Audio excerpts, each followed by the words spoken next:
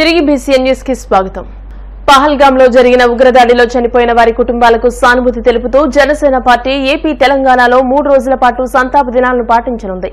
ఈ సందర్భంగా ఉగ్రదాడిని ఖండిస్తూ మంగళగిరిలోని జనసేన కార్యాలయంలో పార్టీ జెండాను అవనతం చేశారు.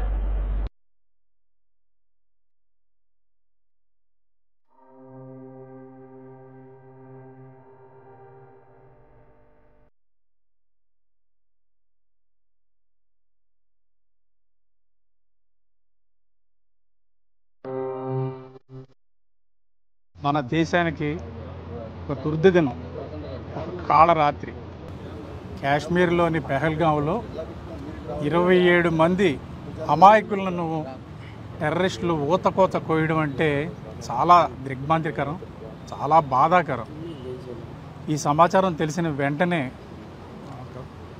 గౌరవ డిప్యూటీ సీఎం శ్రీ పవన్ కళ్యాణ్ గారు, జనసేన అధ్యక్షులు వారు చాలా కలత చెందారు, ఆవేదన చెందారు. వెంటనే ఆయన సందేశాన్ని, ఆయన మనసులో ఆవేదనని ట్విట్టర్ ద్వారా వ్యక్తం చేశారు. ఈరోజు ఉదయం పార్టీ నాయకులు శ్రేణులతో మాట్లాడుతూ మనం దేశం కోసం సంఘీభావం తెలపవలసిన సమయం ఇది. 3 రోజుల పాటు జనసేన పార్టీ తరఫున సంతాప దినాల్ని పాటించాలని ఆయన ఈ ఉదయం ప్రకటించారు. ఆ మేరకు ఈ ఉదయం పార్టీ కార్యాలయంలో పార్టీ పతాకాన్ని అవనతం చేశాము. సాయంత్రం ఈ ఊచకోతలో అమరులైన వారికి సంతాప సూచకంగా ఈ సాయంత్రం కార్యాలయం దగ్గర క్యాండిల్స్ వెలిగిస్తాము. రాష్ట్ర వ్యాప్తంగా జనసేన కార్యాలయాలు ఎక్కడున్నాయో అన్ని చోట్ల, అన్ని ప్రాంతాల్లోనూ జనసేన నాయకులు, కార్యకర్తల ఇళ్ల మీద కూడా ఈ పార్టీ పతాకాన్ని ఈరోజు అవనతం చేయమని అధ్యక్షుల వారి ఆదేశం. ఆయన ఆదేశాలను పాటిస్తున్నాము. ఈ కార్యక్రమాన్ని ప్రారంభించాము. అదేవిధంగా సాయంత్రం కొవ్వొత్తులు వెలిగించి అమరులైన వారందరికీ నివాళులు తెలియజేస్తాము. రేపటి రోజున ప్రతి కార్యాలయం దగ్గర మా శ్రేణులు సంతాపం వ్యక్తం చేస్తూ మౌనంగా దీక్షలో కూర్చుంటారు. అదేవిధంగా 3వ రోజున రాష్ట్ర వ్యాప్తంగా కొవ్వొత్తుల ప్రదర్శన, మానవహారాలు జరుగుతాయి. రాష్ట్రంలోని ఏదో ఒక నగరంలో, ఎంపిక చేసుకున్న నగరంలో పార్టీ అధ్యక్షుల వారు కూడా ఈ ప్రదర్శనలో చివరి రోజున పాల్గొంటారు. ఈ కార్యక్రమాన్ని ప్రతి ఒక్క జన సైనికుడు పాల్గొని ఈ కార్యక్రమంలో మన దేశానికి, అమరులైన వారికి సంఘీభావం తెలియజేయవలసిందిగా కోరుతున్నాము. ఒక్క జనసేన పార్టీయే కాదు, ఈ దుర్ఘటనను దేశ ప్రజలందరూ, ముఖ్యంగా తెలుగువారందరూ ముక్తకంఠంతో ఖండించాలి. మన బలాన్ని మనం తెలియచేయాలి. బలం మీన్స్ సామరస్యపూర్వకంగా, శాంతియుతంగా, సంఘటితంగా మేమందరం ఒక్కటే. మా మీద ఏది దాడి జరిగినా మేము తీవ్రంగా ప్రతిఘటిస్తామనే ఒక సందేశాన్ని ముష్కరులకు తెలియచేయాలని అధ్యక్షుల వారు తెలియచేశారు. ఈ సందర్భంగా అమరులైన ప్రతి ఒక్కరికి, వారి కుటుంబానికి సంతాపం తెలియజేస్తూ వారికి తీవ్రమైన వారి ఆత్మకు శాంతి కలగాలని ఈ సందర్భంగా ప్రార్థిస్తున్నాము. ఒక్క నిమిషం మౌనం మీ ముందు పాటిస్తున్నాము.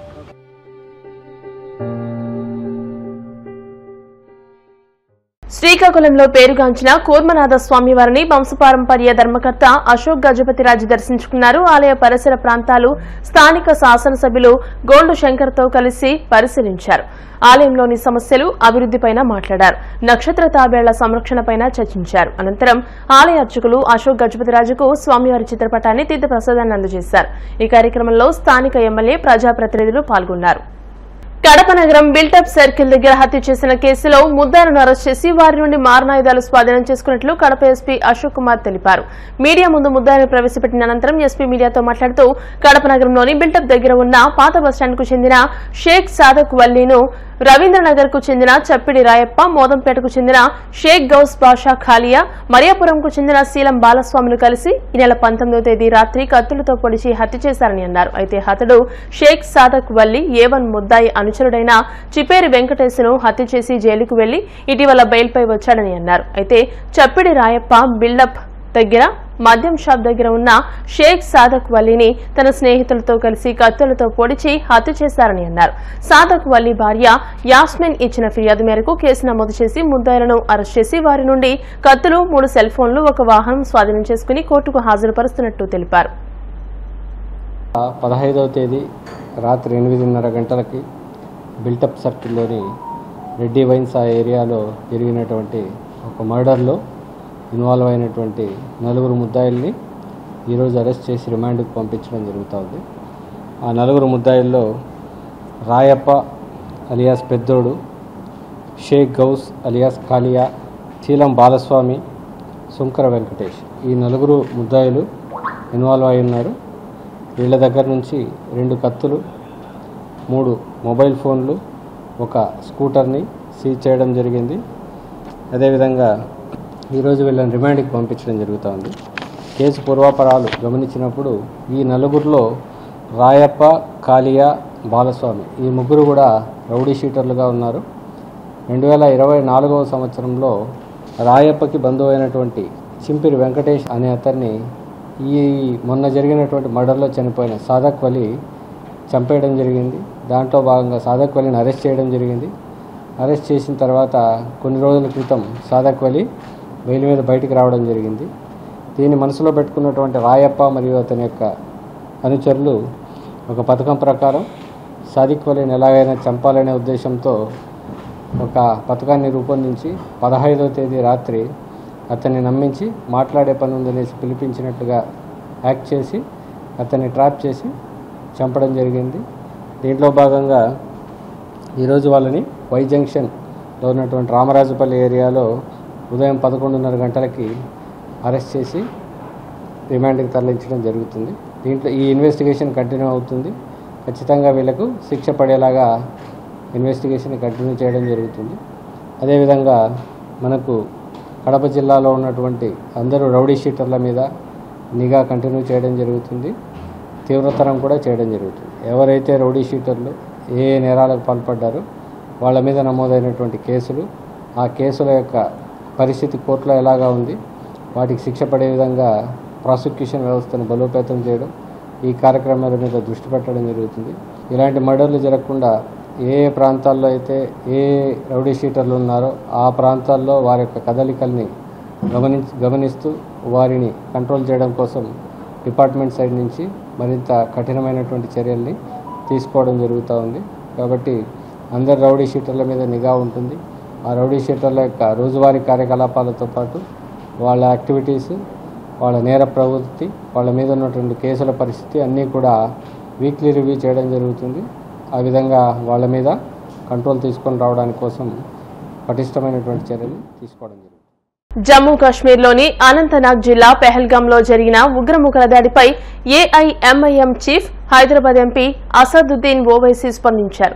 హైదరాబాద్ లో ఆయన మీడియాతో మాట్లాడుతూ పర్యటన కోసం వెళ్లిన టూరిస్టులపై ఉగ్రవాదులు కాల్పులు జరపడం ఉన్మాదపు చర్యని ఫైర్ అయ్యారు. ఇది ముమ్మాటికి పుల్వామా ఘటన కంటే పెద్ద దాడి అని అన్నారు. ఇంటెలిజెన్స్ వైఫల్యం వల్లే ఉగ్రదాడి జరిగిందని, ఇప్పటికైనా ఈ విషయంలో కేంద్ర ప్రభుత్వం సీరియస్ గా దృష్టి పెట్టాలని కోరారు. ఉగ్రదాడికి పాల్పడిన వారిని కఠినంగా శిక్షించాలని అన్నారు. దేశంలో మళ్లీ ఇలాంటి దాడులు పునరావృతం కాకుండా చూడాలని తెలియజేశారు. इन दहशतगर्दों को एक सबक सिखाएगी। ये उरी और पुलवामा से ज्यादा कंडेमनेबल इंसिडेंट है। ये टेररिस्ट जो आए हैं पड़ोसी मुल्क से, इनका एक ही मकसद है कि टेरर फैलाया जाए, मासूम लोगों की जान ली जाए। जैसा कि आप लोग जानते हैं कि कल पहलगाम में वहां मीडोज में दहशतगर्दों ने, टेररिस्ट ने उस माउंटेनियस एरिया में वहां पर इंडिस्क्रिमिनेट तरीके से और मजहब पूछकर उन्होंने मासूम लोगों को वहां पर उनका कत्ल किया है। हम इसकी सख्त से सख्त अल्फाज में इसकी मजम्मत करते हैं, कंडेम करते हैं और हम उम्मीद करते हैं कि हुकूमत इन दहशतगर्दों को एक सबक सिखाएगी और साथ ही साथ हम जो लोग वहां पर जिनको कत्ल किया गया, इन टेररिस्ट ने इनको मारा है, हम उन तमाम फैमिलीज के साथ खड़े हैं और हम जो जख्मी हैं हम दुआ करते हैं कि वो जल्द से जल्द सेहतयाब हो। दूसरी अहम बात यह है कि ये एक इंटेलिजेंस फेलियर भी है और हुकूमत को, नरेंद्र मोदी हुकूमत को देखना है कि उनकी डिटरेंस पॉलिसी कितनी कामयाब हो रही नहीं हो रही है। चौथी बात यह है कि उरी हुआ, पुलवामा हुआ, ये उरी और पुलवामा से ज्यादा कंडेमनेबल इंसिडेंट है ये, क्योंकि जो सिविलियन लोग हैं वहां पर जाकर ये टेररिस्ट जो हमारे पड़ोसी मुल्क से जरूर आए हैं और वहां से आकर यहां पर हमारी सरजमीन पर मासूम लोगों को उनकी जान लेते हैं और बड़ा दर्दनाक वाकया है ये, बल्कि ये मैसेकर है। और हम नरेंद्र मोदी हुकूमत से इस बात का डिमांड करते हैं कि वो अकाउंटेबिलिटी किसकी है फिक्स करें, डिटरेंस पॉलिसी को अपने देखें। और उरी और पुलवामा से बड़ा इंसिडेंट है और उम्मीद करते हैं कि हुकूमत इन तमाम जालिमों को सबक सिखाएगी और इनको जो लोग मरे हैं उनसे इंसाफ होगा। और एमआईएम पार्टी उन तमाम खानदान और परिवार के साथ खड़ी हुई है जिनकी जानें गई हैं, और जो जख्मी हैं हम ये मुतालबा करते हैं, डिमांड करते हैं कि जल्द से जल्द। వార్తలు ముగించే ముందు ముఖ్యాంశాలు మరోసారి. రాజధాని ప్రాంతంలో 64,000 కోట్ల రూపాయల విలువైన టెండర్లు పిలిచామని మే 2వ తేదీన ప్రధాని మోదీ చేతుల మీదుగా రాజధాని పనులకు రీలాంచ్ జరుగుతుందని తెలిపిన మంత్రి నారాయణ. అనీమియా లేని జిల్లాగా ప్రకాశంను తీర్చిదిద్దేందుకు ప్రతి ఒక్కరూ కృషి చేయాలని పిలుపునిచ్చిన రాష్ట్ర సాంఘిక సంక్షేమ శాఖ మంత్రి డోలా శ్రీ బాల వీరాంజనేయ స్వామి. మా పార్టీ ప్రతిష్టను దెబ్బతీసేందుకు చంద్రబాబు లిక్కర్ కేసుల్లోకి మమ్మల్ని లాగుతున్నాడు, పోలీసులు ఆయనకు వంత పాడుతున్నారని విమర్శించిన వైసీపీ మాజీ ఎమ్మెల్యే టీజీఆర్ సుధాకర్ బాబు. వాడపల్లి శ్రీ వెంకటేశ్వర స్వామి ఆలయంలో అత్యంత వైభవంగా జరిగిన అమ్మవారి మేలుకొలుపు సేవ, ఐశ్వర్యలక్ష్మి హోమం. ఈ వార్తలు ఇంతటితో సమాప్తం. మరిన్ని వార్తల కోసం BCN digital YouTube channel, Facebook page ని ఫాలో అవ్వండి. అప్డేటెడ్ వార్తల కోసం ప్లీజ్ సబ్స్క్రైబ్.